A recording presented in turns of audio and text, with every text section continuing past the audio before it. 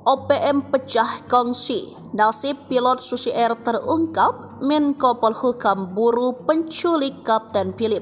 Nasib pilot Susi Air Kapten Philip Mark Martins masih disandra oleh gerombolan OPM pimpinan Egyanus Kogoya. Padahal penyanderaan Kapten Philip sejak pesawat yang ia nahkodai ditembak OPM sudah lebih dari 1 tahun. Terkait nasib Kapten Philip, Menko Polhukam Hadi Cahyanto mengatakan bahwa upaya pembebasan sandera OPM hingga saat ini masih terus diburu aparat. Ia mengatakan upaya pembebasan Kapten Philip mengutamakan pendekatan soft approach dengan melakukan koordinasi dengan tokoh-tokoh yang ada di Duga, Papua Pegunungan. Sementara itu, sebelumnya insiden penyanderaan Kapten Philip tersebut membuka tabir asli dari Panglima OPM Egyanus Kogoya. Kutip dari Great Hot, Tentara Pembebasan Nasional Papua Barat OPM beberapa kali menyatakan bakal membebaskan Kapten Philip. Pernyataan pembebasan Kapten Philip dikeluarkan oleh juru bicara TPNPB OPM Sebi Sampom.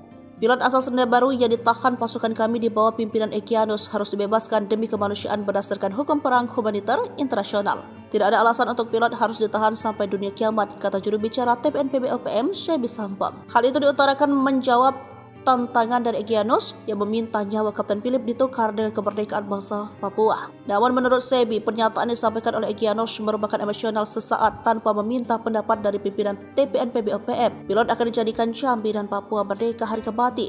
Hal ini sama sekali tidak mungkin terjadi.